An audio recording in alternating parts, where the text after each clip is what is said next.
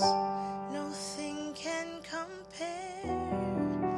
You're our living hope.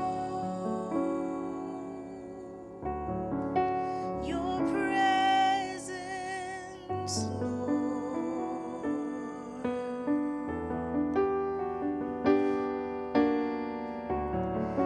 I have tasted and seen of the sweetest of loves, where my heart becomes free and my shame is undone.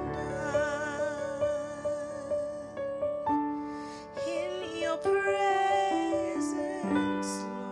Lord.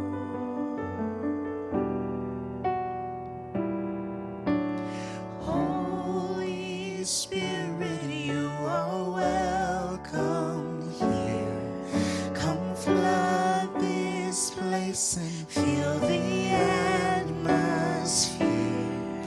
Your glory, God, is what our hearts long for. To be overcome by your presence, Lord.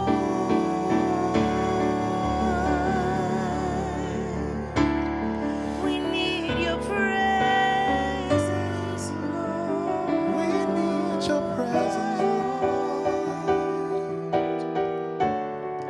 There's nothing worth more that could ever come close.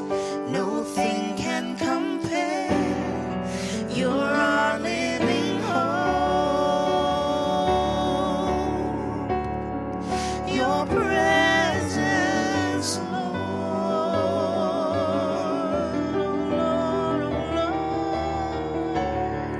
Have tasted and seen of the sweetest of loves, when my heart becomes free and my shame is undone.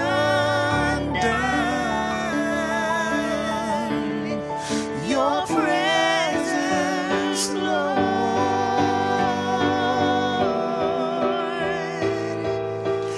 Holy Spirit, you are welcome here. Come flood this place and fill the atmosphere. Your glory, God, is what our hearts long for. To be overcome by your presence, Lord. Holy Spirit, you are welcome here. Come flood this place and fill the atmosphere. Your glory, God, is what our hearts long for. To be overcome by your presence, Lord.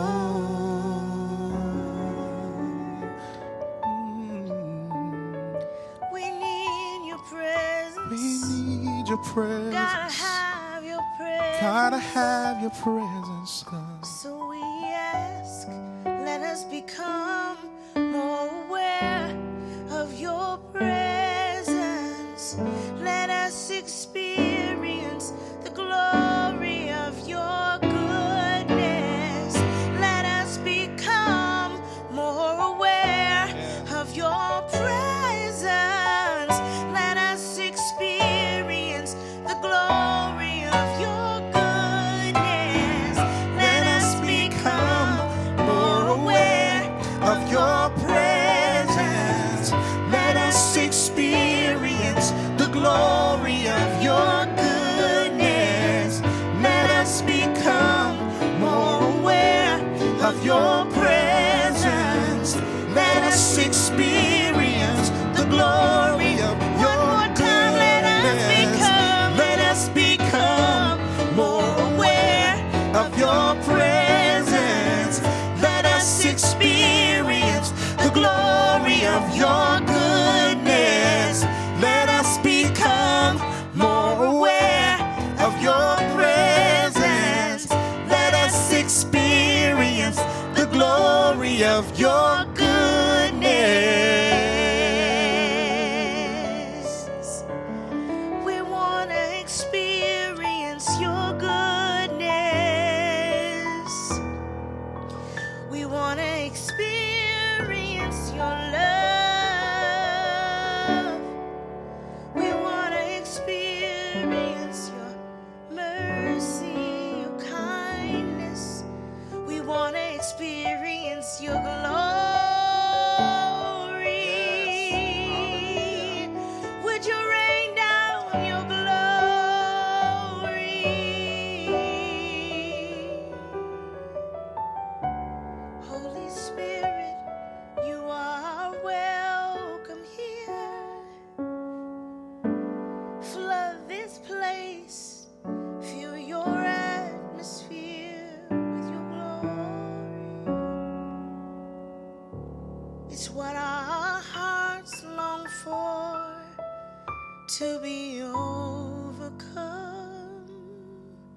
by your presence, Lord.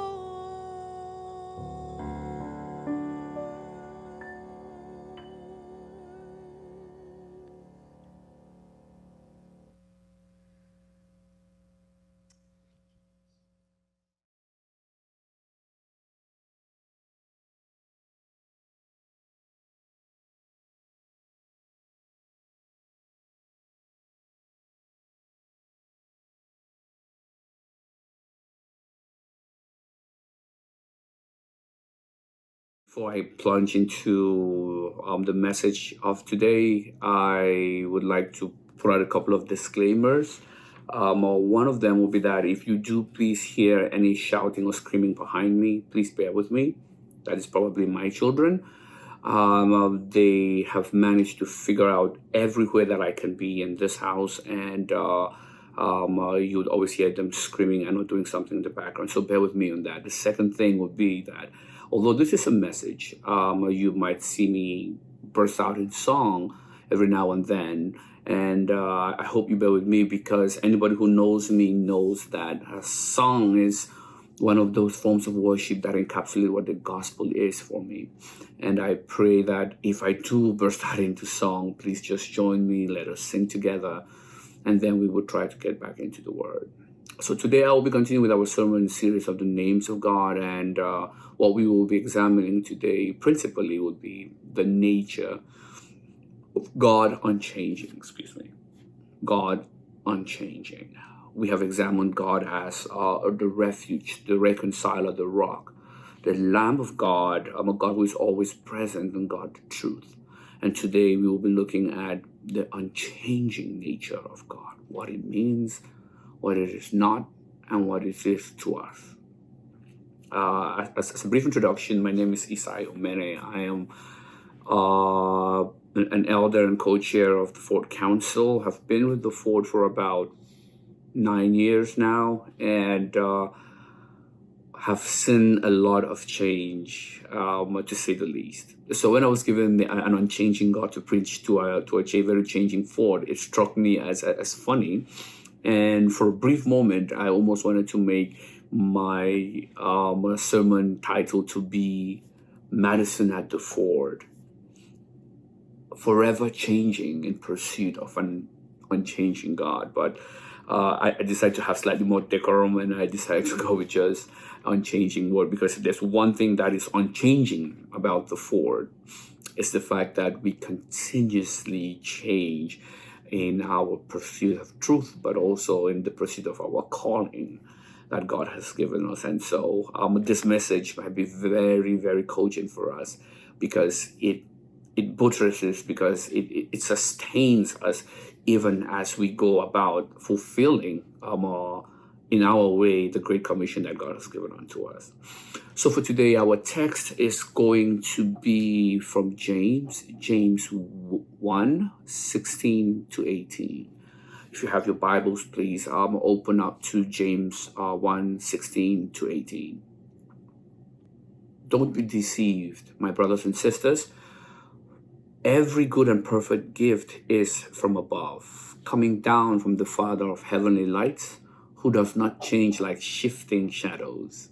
He chose to give us birth through the word of truth, that we might be a kind of first fruits of all he has created.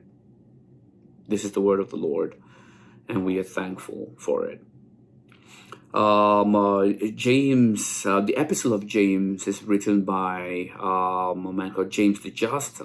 History knows him as the half-brother of our Lord Jesus Christ, and he was one of the major pillars of the church in Jerusalem just after the ascension. He was writing a letter to the Jews in the diaspora, those who had left and gone out to different parts of Jerusalem, either through persecution or just following the commission that God gave them to be able to spread the word abroad and all over. The clear message in James is the necessity of Christian works, which stands in contrast but not in conflict with the Pauline epistles and the Pauline epistles of justification by faith, that our salvation is not worked for but given fully by the grace of God, James goes in a different direction and says that the works of a Christian exemplify the justification that he has received. And that kind of message at that kind of time, which is cogent then and cogent to us, seem to be in contrast. And what James does in this first chapter is James goes back to basics. James goes back to the Word of God and what God means in the first place. I think he does that from a teaching perspective, which is a technique that I'm sure teachers here know, which is rehashing the baseline of what you have learned, so that we can teach a different principle or principle on top of what has been learned before. When I talk about that, I literally think way back to my elementary or what we call primary school days, back in Cameroon in West Central Africa, where I grew up. Typically, before you enter the class in the morning, you would have to recite by heart your times tables. I'm probably dating myself with that reference, but that is what it was. You would have to say 1 times 2 is this, 2 times 2, 3 times 2, right up to 12. And if you did not get the right answer, if you could not recite all of that, our teachers would not let you in class. You would either stand outside and learn it before getting into class, or you would go back home and go learn it before you come back. The reason they did that was because they were trying to be able to teach new principles in math and arithmetic, and their belief was that you need to be able to level set, place a baseline every time you want to teach new principles. And I think that is what James, in his way of talking about the attributes or the names of God, was trying to do in this book, which again was a different message from what they had been hearing before from Paul. I think that is a very cogent and very interesting way of teaching, and I think that James helps us as Christians to understand that it is good to always go back to basics. It is good to always go back to the fundamentals of who God is, even as you live your life and as you live your faith. Our sermon series has been doing exactly that, which is taking us back to base of who is it that we worship. We can sing songs of praise and run around, but every now and then we need to be anchored in who is it that we worship. Understanding God, the names of God, and who God is essential to our spiritual well-being. Understanding who God is puts us in a situation where when trials and life hit, we know who we believe in, what we believe in, and that can sustain us one to the other. Understanding who God is and what his word says about him gives us the tools that we need as Christians to be able to recite and rehearse some of those promises and plans and words that God has put there for our well-being. So even though James goes and talks about the unchanging nature of God, he is literally trying to teach us that the fundamentals of Christianity, the fundamentals of he who we serve, are just as important. And every now and then we need to go back to basics. Verse 17 of our text talks about every good and perfect gift comes from the above, coming down from the Father of lights, who does not change like shifting shadows. Immediately he talks about that the Father of lights, or in some translations they say heavenly lights. We immediately start thinking about the sun, the moon, the stars, and we see that James is talking in very celestial terms. And sometimes you want to wonder why. But it immediately occurs to me that for human understanding, more often than not, we need to describe a concept that is very too abstract or too unfamiliar with one that isn't. So most of the times you want to explain something which is completely out of our realm of imagination with something that we are more familiar or comfortable with. In this case, God is talking about, or James is talking about, the unchanging nature of God. God does not change. If we are honest with ourselves as people, as Christians, as Ford members, that is not a concept that we are very familiar with. The idea of an unchanging entity. I look at it and I also remember my childhood. In West Africa, we used this technique a lot where we literally, our forefathers used to use idioms and proverbs a lot to explain abstract things that we cannot understand if they were just explained to us directly. So we would talk a lot about proverbs and idioms. I just came up with a couple of them that I still remember. Some of the old people in our village used to say that no matter how fast a man works, he cannot run away from his shadow. That was pretty much trying to explain the principle of judgment, that someday, somehow, judgment is going to come, either in this world or the next. There's another idiom or proverb that is quite popular in Cameroon, which says that if the fight is tomorrow, why are you clenching your fist today? That kind of depicts quite analogously to the biblical principle of that God will take care of tomorrow. Today has enough cares for itself. God will take care of tomorrow. But these two just underline James' use of the celestial to explain a big God and a big concept of unchangeability. He's talking to humans, and humans are by nature changeable. And the question is, why does James do this? And so to be able to delve into the text a little further, I would like us to examine God's unchanging nature by using two questions: is why can God not change? And why does it matter? What does God not changing mean to us, mean to me? And to start up, I would just start off with that we are changing creatures. We are marked by change because we are marked by time. We as humans, we as people on this earth, literally know that everything that we do as change is time dependent. We do it every day. We track the height of our kids by marking the doorstep and putting a date on it. We use a before and after pictures on our unending journeys to weight loss. We track stuff in our diaries and our phones with times and calendars. That is who we are. We are people of change. We are people that change by nature. But because of that, we are mortal, because time lapses, time passes. And so God cannot be that. God cannot only change because he is eternal. God cannot change because he made time. God made time, and so he's able to stand behind time so that we who are bounded by time are still able to anchor onto him.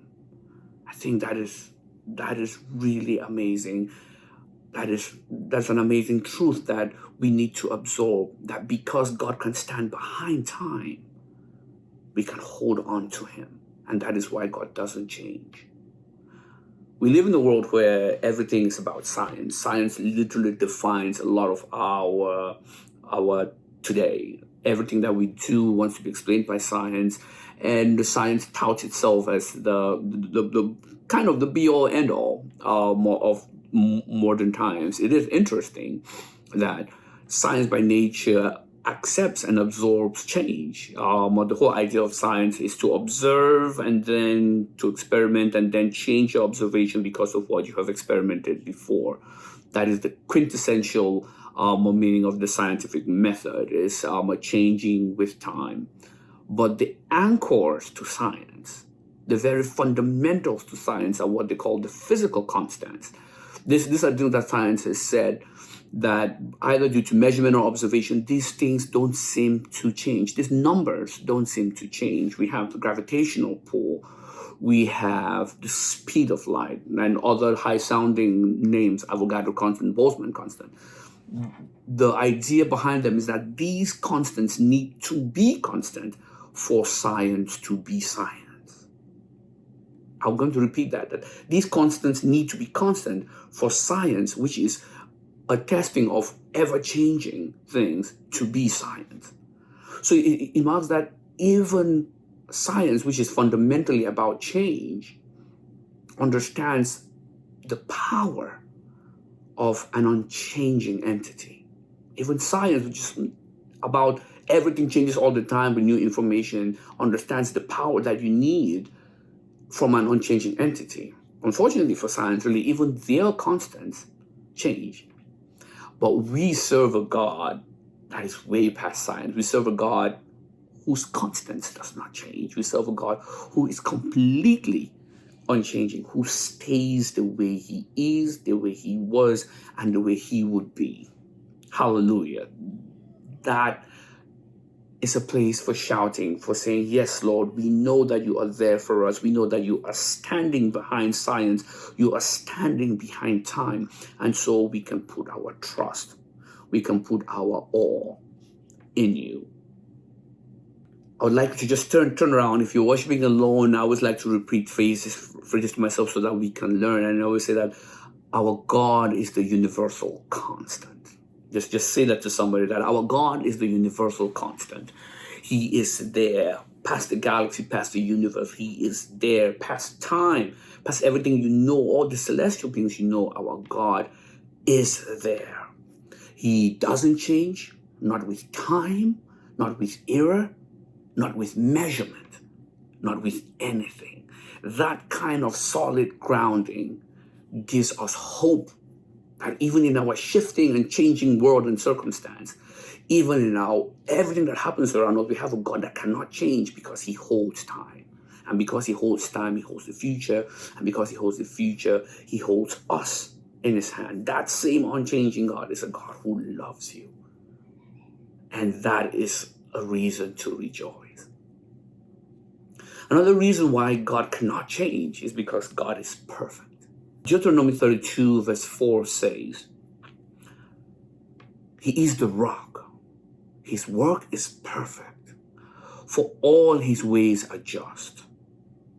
A God of faithfulness and without injustice. Righteous and upright is he. We serve a perfect God. We live in a world which is obsessed with that word, with the word perfection. We see it on the shelves when we go buy groceries every day. 10 steps to perfect abs. I've been trying forever. I'm not there yet, but I continue to believe. 20 secrets to attaining the perfect body, etc., etc. The very idea of perfection suggests that a thing or a concept has arrived at an optimal place or form. It is as good as it gets. That is essentially what we think of perfection. But the other thing about perfection is that it always means that there was a journey to get there. There was a process. As humans, we strive for perfection. We strive to get to perfection, even as we know that we will never fully actually meet it. But we serve a God who is perfect, which means that he cannot change. Change will mean our God was less perfect before than he is now. That somewhere in between time, God was less than perfect. Something that I think you and I know is not true, but something that unfortunately sometimes our actions seem to think is the same. I have heard people talk about the God of the Old Testament, not so much because they're referencing him and what he embodies, but because they're trying to distinguish and improve knowledge of his character to benefit them in modern times. I will delve into that a little bit later. But because we live in an imperfect world, we cast the same frame onto God. And then somehow we're disappointed that he does not fit in our perfection or our quest for perfection box. And because of that, we want to reimagine who God is. But God is perfect. The definition is as good as he is. Has always been that way and will always be that way. That is God perfection. That gives us a beacon, that gives us an arrow, a north arrow to say, we have an example of the perfection we so much crave in the world, how we can look to it, if only we will actually decide to look into it. I will dig a little bit more into how we will look into that, but to conclude is that God is unchangeable because he has always been perfect and has always been present. God does not change. God is always there, has always been what he is today. Typically, when someone changes their minds, often because they have gotten new information or because circumstances have changed. And if we try to cast that with God, we quickly get to an understanding into why it would be absurd to think about God as changing and anything less than perfect, because if God does not change, has never changed before and after, then his promises to us don't change either. And I think that is a really nice, comforting thing to say, that his promises, as the Bible says, are A and amen. He's always going to be there for us. And so in the Bible, we see some places where it seems as if God is changing. Exodus 32, verse 14, 1 Samuel 15, 11 to 29, where they speak of God changing his mind. And in those passages, we can easily confuse that with, oh, here you see God has changed. But the simple thing there is that those passages are describing a change in God's dispensation and not a change in God's nature, in God's character.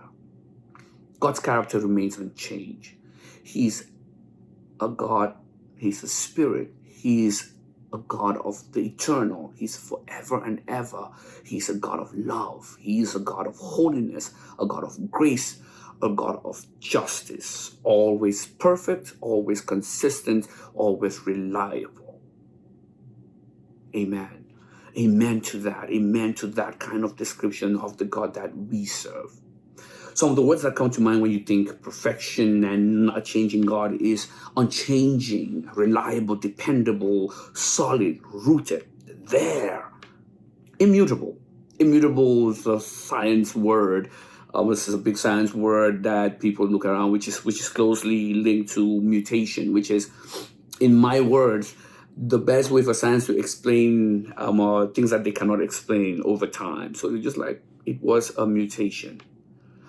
Now, the idea of the immutability of God kind of captures how different he is from humans. They say we change over time. Humans have grown taller over the last century, have grown bigger over the last century. But the immutability of God is that from the very first day, from the very time that he put Adam and Eve in the garden, he has not changed.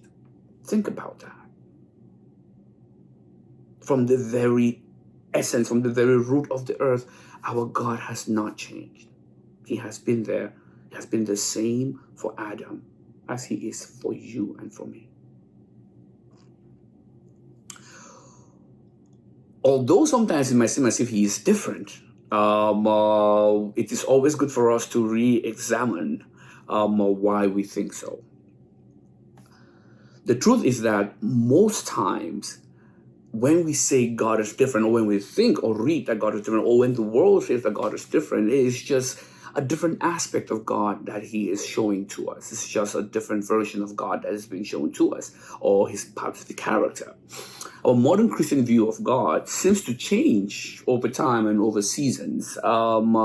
We mistake our change for God's change. As humans, our culture and our ethos has a tendency of fitting everything into what is happening now and what is generally accepted in our society. But the Bible is what we go back to, because in the Bible, God's character is both holy and loving. God was revealed in both the New and the Old Testament. That hasn't changed. Not from the very start of the earth to now, that has not changed. The problem, though, is that our 21st century box of God seems to want to forget the other aspects of his character, the other parts that actually make him unchanging. We forget the fact that although we talk about the God of love and the God of peace and the God of salvation, we tend to forget that we serve a holy God, a wrathful and fearful God, a fear, an awe-inspiring God. I've heard a couple of Christians, every now and then, I'm sure you have too, who say, my God is not a God of judgment. He's a God of love. That is a great sentiment, but that is not necessarily true, or is it? Because the God that the Bible talks about is both a God of judgment and love. Those are two parts of his character. His character remains unchanged. And so when we talk about God being, God changing from one place to the other, we should re-examine ourselves and kind of repent that because we are trying to put God in a box where he does not exist. We like to worship a God of mercy, but we are completely reticent about a God who chastises us. We tend to, like the world, ask questions like, why do good things happen to bad people? But refuse to understand the fact that what is good in the first place, that no one is good, as the Bible says. The book Yawning at Tigers, it's an interesting book by Drew Dyke, which dwells a lot about this aspect of the character of God and its unchangingness, and how we as Christians, especially of the modern day, have decided that God changes because it fits what we like. One of the quotes, what Drew says, is that we need to see the God of Israel both in his wrath and in his infinite mercy. We need to learn a holiness that rejects all compromise with evil and a generosity that seeks and saves the lost. We need to learn to know God as he is. There's an interesting story in that book that talks about something that happened in, I think, Zanesville in Ohio. There was a zoo there owned by a guy, and a lot of the people in that city always used to go there and feed the cats and the wild animals and the lions. And pretty much what you would do in a zoo, and everybody was very happy and liked the zoo. But one day, the owner of that zoo took his life, but before he took his life, he released all the animals, tigers, lions, bears, into the community. By midday, there were calls in this small town of people should bunker up and stay because exotic animals had been liberated or predators had been put into the streets. Very quickly, the same people who had thought about these animals as tame and executed were quickly and very jarringly exposed to the other part of those animals that never went away. They were quickly put in contrast with what they were dealing with. The animals that were wild and that could do them harm and who could ravage them. The animals didn't change. But because they had to come into contact with him, their perceptions of those animals immediately changed.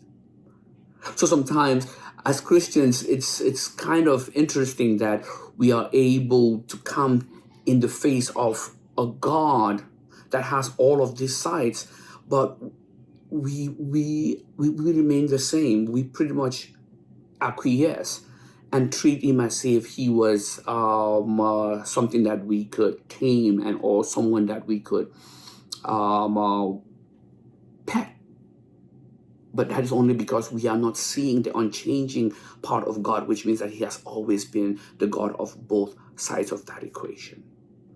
So in our walk with God, as we go out and deal with God, we should always know that God is a God that does not change. And learning about God shows us that we should both fear, respect, and know his character, because that is the way for us to go forward into eternal life.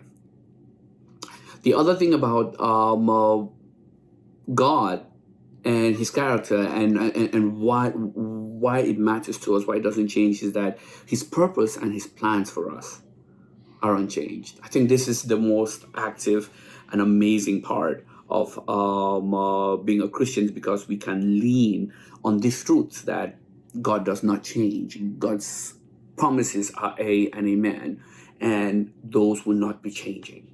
Because of that, we can go into the Bible. We can go into the Bible and we can look at all the amazing promises that God gives to those who believe in Him, those who trust in Him. And we can hold on to them because we know that the unchanging God who made those promises, always keeps His promises. Jonathan, this aspect actually of God not changing sometimes riles up the unbeliever, because as Jonathan Edwards puts in his book, he says that the unchanging nature of God provokes sinners into enmity. The world hates God because it knows that His unchangingness guarantees He cannot forget or overlook rebellion. But for Christians, the unchanging character of God is a rock on which we can stand all circumstances. Jeremiah 29:11 says, "For I know the plans I have for you, declares the Lord, plans to prosper and not to harm, plans to give you hope and a future." God is like a bank that never goes under. If He promises, He delivers. And because His promises for us in the Bible that we read every day are so full of the good things for us, it makes us know that He not only loves us, He not only looks out for us, but that even when we go through the vicissitudes of life, those promises don't change. Those promises to give us the things that we need, to give us free salvation, those promises don't change. And so our circumstances, we can now see, are temporary. But our God is there, and our God is permanent. If He said it, He will do it. So you can rest assured in the promises that He gives you. There is nothing happening to us that God has not sent. No sickness, no bankruptcy, no death, no loss, no sorrow. There's nothing He has not sent or hasn't mastered. Our lives have meaning as we know and we believe that God extends to us the grasp of time and the grasp of circumstance. He holds everything in His hands, and He does what He says He would do. This reminds me of a song that I like so much by Dietrich Haddon, which says, "God is able to do just what He said He will do, 'cause He's gonna fulfill every promise to you. So don't give up on God, and He won't give up on you, 'cause He's able, He's able, He's willing, He's stable, He's dependable." That is a God I like to worship. That is our unchanging God. And because He is unchanging, we should try to align to His will. He's going to be there. Because He's unchanging, we should try to pray in His will. One of my favorite verses in the Bible is Romans 12:2, that says that do not be conformed to the patterns of this world, but be transformed by the renewing of your mind. Then you will be able to test and approve what God's will is, His good, pleasing, and perfect will. God is a steady hand, and we are not. At times we act like we know better. At times we think we can run our lives better. But if we align ourselves to His will, if we strive to be humble, we pray and we listen to the Word, to the one who has been there, who has done that, and who has conquered it all, we are setting ourselves up for success. So as we read the Word, as we read about this unchanging God, the rock of our salvation, we should internalize what He says to us, which is that He loves us. He cares for us. He is jealous because of us. Those are the promises that God gives us in His Bible, in His Word, and those are the promises that we can hold on to as children of God. And so what can we do? Obedience. Obedience to His will should be our main goal, our main aspiration, because we have faith and confidence in His promises. Francis Chan once said in his book, Letters to the Church, that the fact that a holy, eternal, all-knowing, all-powerful, merciful, fair, and just God loves you is nothing short of amazing. Not only because we are limited by time, but also because we are sinful. And he who is immutable, unchanging, whose character is unchanging, whose promises and plans are unchanging, he still loves you. And that should be something we always rejoice in. Because he's unchanging, we can live in confidence. Because he's unchanging, we can try and fail and try again and rise up and try. Because he's a constant presence, he's the rock, his plans are A and amen. We can live, we can face tomorrow. Because he lives, I can face tomorrow. Because he lives, all fear is gone. Because I know he owns the future, and life is worth living just because he lives. Yes, our God lives, has been here from the very start, and will be here to the very end. So our trust in him is as solid as it gets. Our faith in that immovable person, in that immovable being, is as solid as we can get anywhere in the world. He is totally in control because he owns time. He is totally in control because he is perfect. Our confidence and faith is founded in the unshakability and the unchangeability of our God. I'll end with these words from one of my favorite hymns that talks of the eternal unchanging God, who has been there from the beginning and will remain unchanging and immutable to the end. This is the God we serve. This is the God we depend on. And this is the God that causes us to keep making disciples of all nations through our word, but especially through our actions. O God, our help in ages past and our hope for years to come, our shelter from the stormy blast and our eternal home. Before the hills in order stood, all earth received her frame from everlasting. Thou art God till endless years the same. Our God is not going anywhere. Your God is not going anywhere. Tell somebody, my God is not going anywhere. Tell the person by you, my God is unchangeable. My God is immutable. My God is going to be there for me. No matter whether the winds and the waves and the sadness of life, the sickness of life is going to be there. His character will be the same and his promises will be there for me. This is the God we serve, and this is the God we should be excited about learning when we pick up his Bible. We thank you for listening in. We thank you for listening to this word, and I pray that it cements in you that theological principle of an unchanging God that sets this foundation for us to go out and thrive. I pray that this message imbues in you the courage that you need to go out and try. I pray that this message imbues in you the comfort that you need to go through the trials and tribulations that you might be going through right now. Our God is able, has been able, and is still able because he does not change. Amen.